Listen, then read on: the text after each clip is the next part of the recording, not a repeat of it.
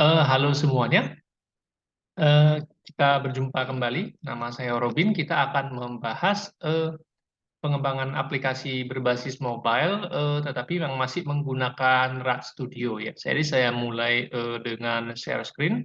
Topik yang mau dibahas hari ini adalah masalah layout, kemudian masalah launcher icon dan juga splash screen ya. Sekaligus akan membahas bagaimana cara menggunakan progress bar, scroll bar, track bar, dan memanfaatkan timer. Langsung saja.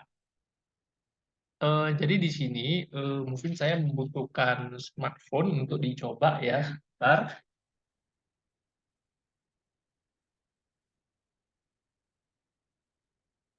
Oke, jadi sambil saya tunjukkan dengan smartphone juga. Ya. Oke, jadi yang pertama adalah bagian ini. Jadi untuk Android yang versi di bawah 10 ke bawah, versi 10 ke bawah, hal-hal ini memang sangat diperhatikan ya. Oke, jadi ada konfigurasi dari Google ini sendiri bahwa ada resolusi, ada smartphone karena zaman pertama kali Android phone itu dibuat, itu ukuran layar itu bermacam-macam ya. Tapi mungkin sekarang udah pada saat video ini dibuat itu sudah diseragamkan ya. Oke, sehingga pada zaman itu ya sampai pada Android 10, ini masih diperhatikan. Jadi, yaitu low DPI, mid DPI, HDPI. Jadi ini, ada aplikasi tertentu, ada smartphone Android tertentu, yang ukuran layarnya misalnya kecil, 4 inci atau mungkin, 4 inci sekian, itu dianggap sebagai low DPI karena resolusi layarnya tidak begitu besar, kemudian ukuran yang lebih besar misalnya, 5 inci atau 5,5 inci itu kebanyakan menggunakan, resolusi mid resolution, jadi sehingga, ikon yang perlu jadi seperti ini mungkin saya tunjukkan image. Jadi saya harus mempersiapkan gambar ikon untuk sebuah aplikasi itu sebanyak, 5. Jadi, untuk ukuran yang XHDPI ini, seperti extra high resolution gitu. Nah, jadi saya harus siapkan sebuah gambar icon dalam, file PNG dengan ukuran 144 kali 144 piksel, kira-kira seperti itu. Nah, kemudian ketika saya sudah mempersiapkan sebuah icon dalam, format citra PNG, nah selanjutnya, saya harus resize menjadi ukuran yang lebih kecil lagi, lalu saya save ya, save as, sehingga menjadi ikon untuk ukuran yang kedua, ya karena apps kita ini kan kita maunya, semua ukuran smartphone dan semua resolusi itu bisa menjalankan apps kita, kita kan maunya seperti itu. Jadi sehingga kita ukuran kecil, save as lagi barangkali, save as ya. Nah setelah save as ke PNG kembali, kembalikan ke ukuran semula, lalu kita, resize lagi, ya kita resize lagi, menjadi yang ukuran, HDPI dan seterusnya. 72 kali 72, 48 kali 48, lakukan berulang terus, save, lalu, save as lagi, resize lagi, save as lagi. Jadi kita butuh 5 buah launcher icon untuk satu aplikasi. Jadi ini contoh yang sudah saya siapkan ya, supaya untuk menghemat waktu. Nah, begitu juga halnya dengan yang namanya, splash screen. Oke, jadi kalau untuk splash screen, karena ukuran, smartphone Android itu juga berbeda-beda ukuran layarnya dan resolusinya, jadi dibedakan menjadi small, normal, large, dan extra large ya. Jadi smartphone itu, sebelumnya memiliki resolusi-resolusi yang seperti ini. Jadi smartphone yang ukuran kecil atau yang jadul memiliki resolusi yang seperti ini ya, dan seterusnya. Smartphone yang lebih canggih, yang layarnya lebih baik, memiliki resolusi yang lebih tinggi dan seterusnya. Tetapi sekali lagi ini hanya berlaku untuk Android, mungkin bisa digunakan di Android 10 ke bawah. Nah, di Android OS 11 ke atas ya, sepertinya di API 30 ya, Android API 30 sepertinya itu sudah tidak perlu memperhatikan hal seperti ini lagi. Oke. Nah, jadi sehingga untuk itu, untuk sebuah splash screen itu saya harus siapkan, sebuah gambar splash screen mungkin seperti ini. Jadi, berukuran misalnya 960 kali 720 ya, nah seperti itu. Nah kemudian karena ukuran, layar itu pada saat itu ada 4, jadi saya harus, resize menjadi ukuran 640, misalnya 640 kali 4, 80, lalu oke kan, lalu saya lakukan save as lagi, sehingga, saya lakukan seterusnya sebanyak 3 kali, sehingga saya memiliki, eee, 4 buah splash screen seperti itu ya. Nah, kemudian ketika saya sudah menyiapkan gambarnya, maka langkah selanjutnya adalah supaya splash screen-nya bisa di-apply dengan ukuran seperti ini ke project kita, itu kita cari, project option ya, dari menu salah satu project yang sudah terbuka di sini, saya pilih project option. Oke, mungkin sambil tunggu. Nah, ini dia, project option itu di bagian application ya. Nah, jadi di bagian application itu, saya perbesar. Nah, jadi, arahkanlah ke folder-folder tersebut ya.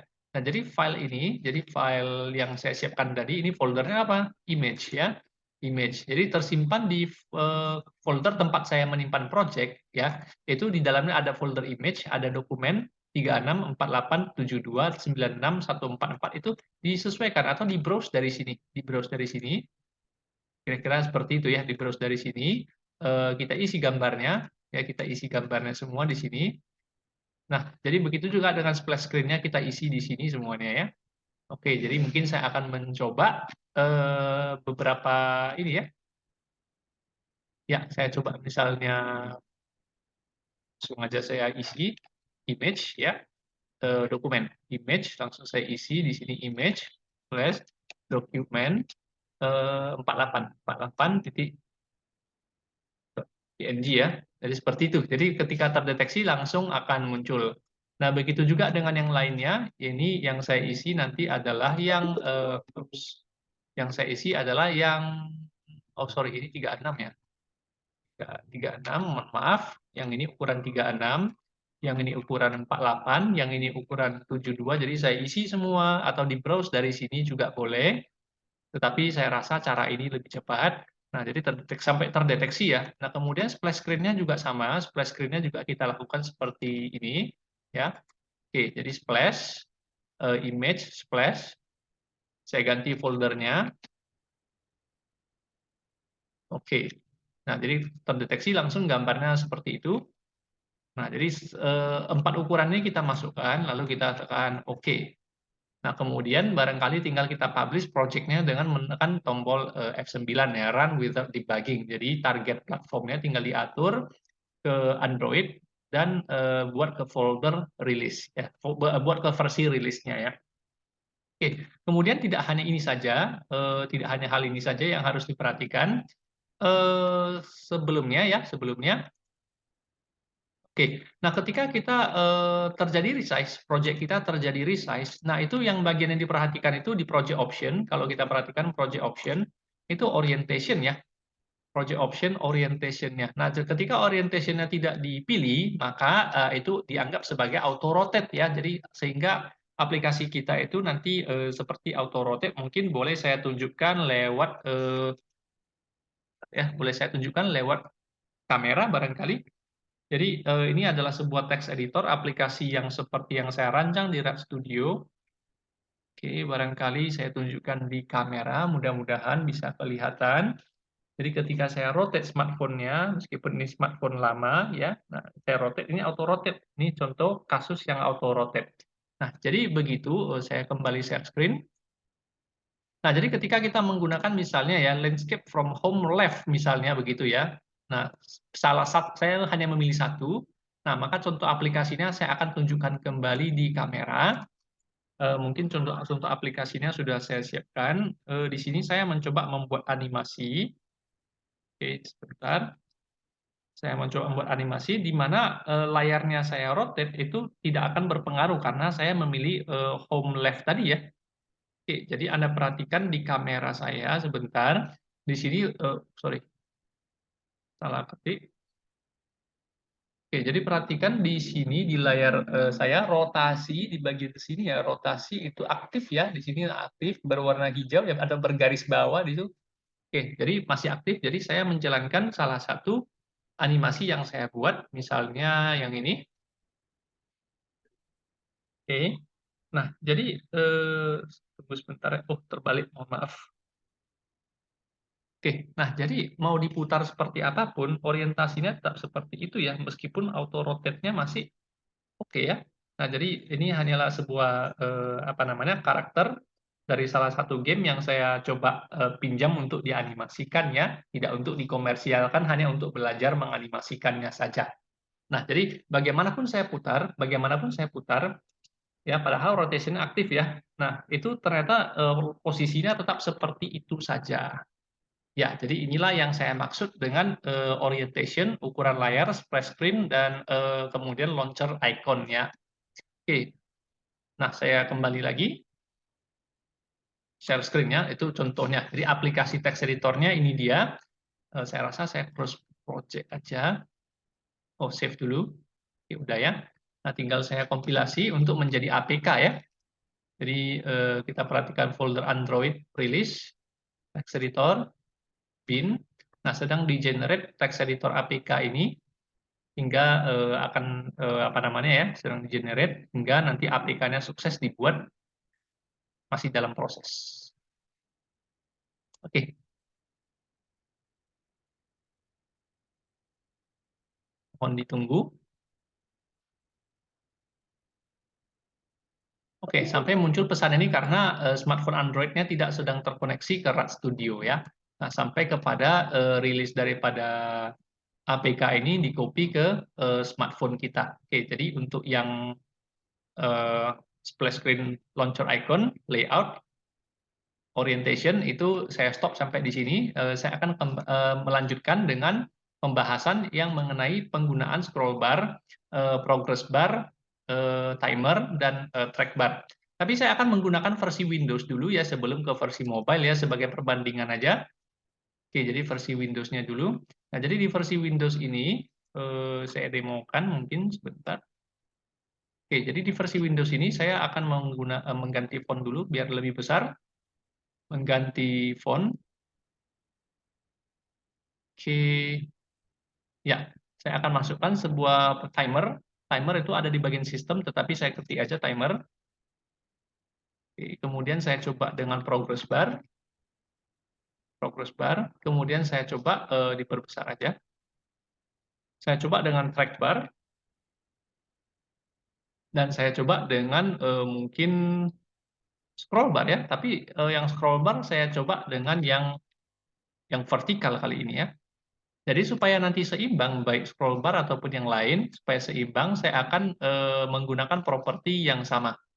Oke, nah untuk scroll bar saya maunya vertikal, maka kind diganti menjadi vertikal. Oke, diganti menjadi vertikal. Oke, mungkin min dan max-nya saya atur dulu ya. Min dan max-nya mungkin tidak perlu panjang banyak, jadi max-nya 10 aja.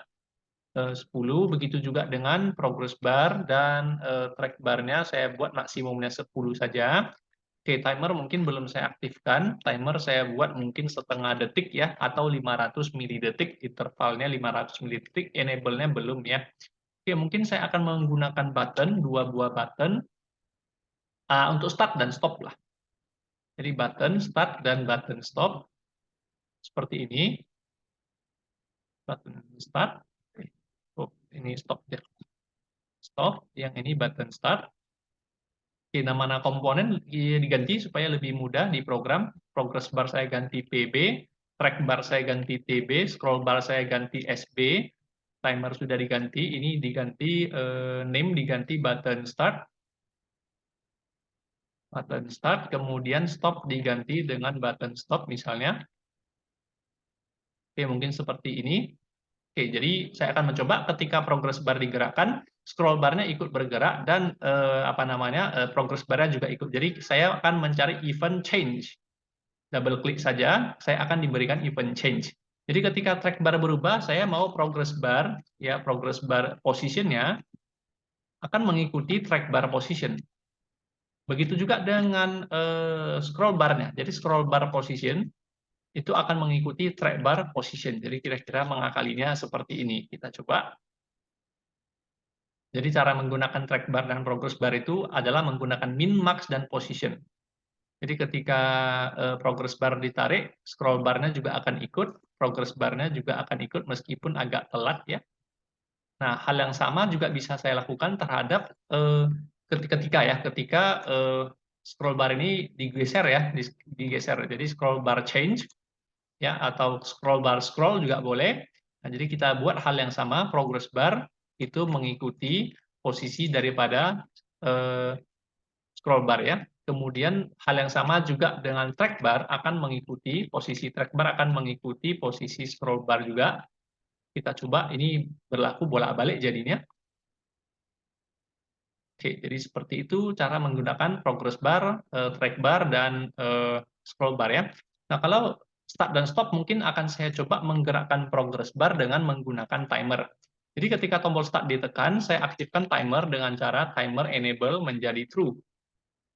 Oke, ketika timer bergerak, nah yang bekerja nanti bukan lagi tombol start tapi timer yang akan berdetak ya, timer akan berdetak. Jadi ketika timer berdetak, kita coba tambahkan nilai posisi progress bar-nya. Jadi PB position itu sama dengan PB position tambah 1. Jangan menggunakan plus plus ya, karena ini bukan integer biasa ya, jadi jangan menggunakan plus plus, tapi gunakan if position jika posisi daripada progress bar masih lebih kecil daripada posisi. Nah, jika posisi progress bar ya lebih kecil dari maksimumnya, maka progress bar-nya baru boleh digeser. Jadi jangan sampai melewati batas, ini berbahaya. Nah, jadi selama progress bar position pergerakannya masih lebih kecil dari maksimum, maka progress bar-nya kita gerakkan. Oke, kita coba.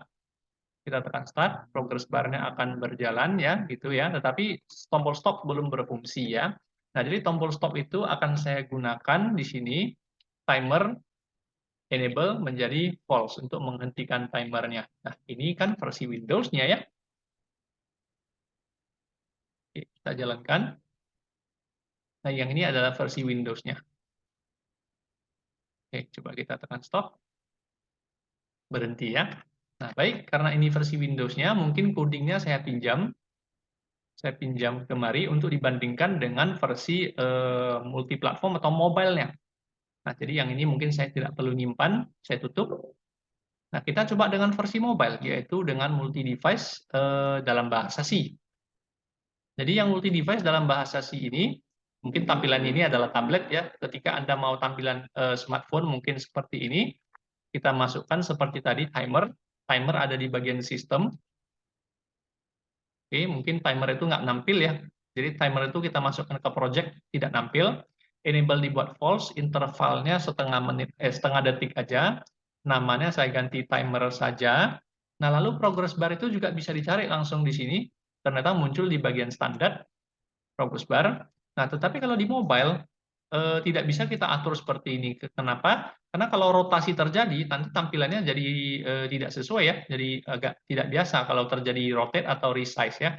Jadi untuk itu, maka si progress bar ini saya akan menggunakan align nempel ke atas.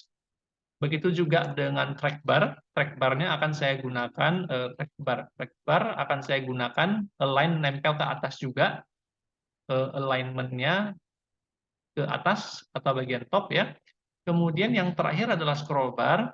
Scroll bar. Nah, scroll bar di sini akan saya buat align-nya ke atas juga. Align ke atas. Ke atas top. Top ya. Oke, jadi diganti nama-namanya. Scroll bar tetap akan menggunakan nama SB. Track bar tetap akan menggunakan TB. Kemudian progress bar akan menggunakan PB. Kita akan animasikan dulu coba ya. Geser track bar, lalu scroll bar dan progress bar-nya ikut. Mohon maaf saya lupa mengganti properti maksimum ya. 100 ini terlalu banyak ya, terlalu lama nanti menunggunya.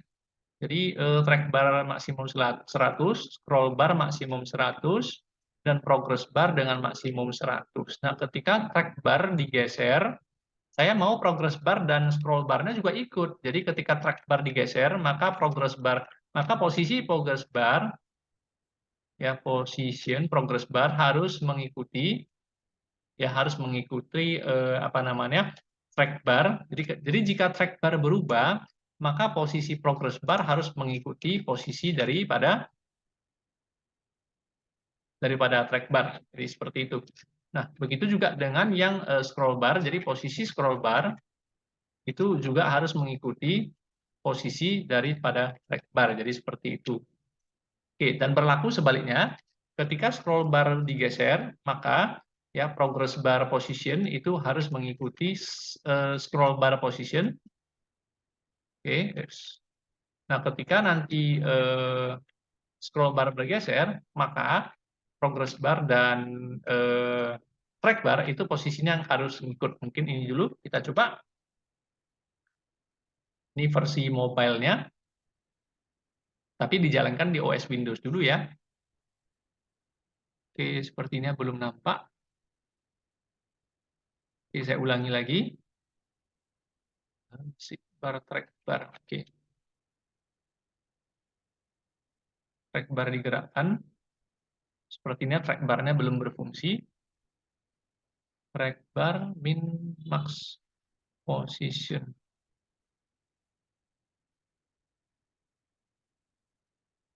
Oh, sepertinya tidak di property position ya. Sebentar, value ya, value.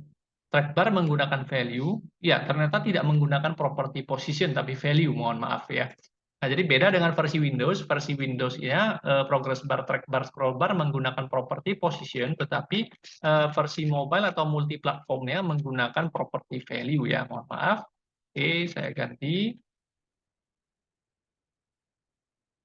Oke, kita coba. Satu lagi ya. Kita coba.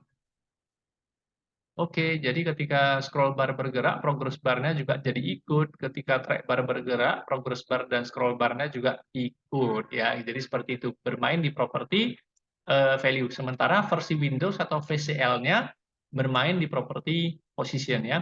Nah, jadi untuk timer bagaimana? Nah, untuk timer kita tetap akan menggunakan dua button, yaitu button start dan button stop. Jadi kita tambah dua button.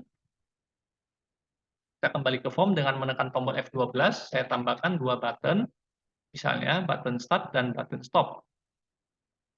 Oke, button start dan button stop. Jadi mungkin boleh sambil di-review, di-review ini. Nah, jadi supaya rapi, supaya bisa nempel ini ke sebelah kanan, ada baiknya kita memang pakai kontainer ya, panel. Kenapa? Karena kalau kita pakai alignment tadi buttonnya, nanti buttonnya juga akan nempel di atas, jadi agak jelek ya. Jadi sehingga buttonnya dimasukkan ke dalam panel atau kontainer dulu. Kontainer ini yang kita buat nempel ke atas, kontainernya yang ke atas, kontainer bernama panel, baru si buttonnya kita masukkan kemari, ke dalam panel. Oke, jadi sehingga button ini bisa saya gunakan align left. Jadi tanpa mengganggu komponen yang sudah ada. Jadi karena button ini hanyalah bagian dari panel tersebut ya. Nah, sementara button satu lagi saya akan menggunakan eh, alignment right ya. Jadi karena saya menggunakan panel dan button dalam panel, maka button alignment-nya tidak akan mengganggu progress bar, seek bar, dan track bar ya. Jadi seperti ini cara atau teknik yang saya gunakan. Oke, jadi untuk nama buttonnya diganti. Nama buttonnya diganti misalnya BTN start. Yang ini BTN stop. BTN stop ya. Nah, kita trigger button, tulisannya. Tulisannya barangkali text setting.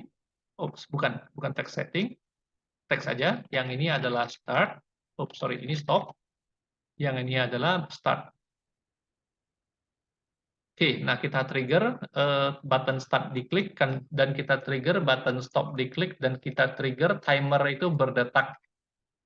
Jadi button start hanya akan membuat timer ya hanya akan membuat timer itu aktif. Oke, sementara button stop hanya akan menonaktifkan timer seperti itu. Jadi seperti ini. Nah, lalu untuk yang timer berdetak ini ya seperti tadi ya. Nah, jika progress bar value itu masih lebih kecil dari progress bar max ya, maka progress bar value-nya boleh bertambah satu. Boleh bertambah satu. Oke, kalau melebihi nggak boleh. Kalau melebihi barangkali saya lupa timernya harus di stop. Nah, mungkin itu yang saya lupa tadi di versi Windows ya. Coba jalankan. Oke, jadi saya tekan button start, progress bar-nya harus jalan. Ketika saya tekan stop, progress bar-nya harus berhenti.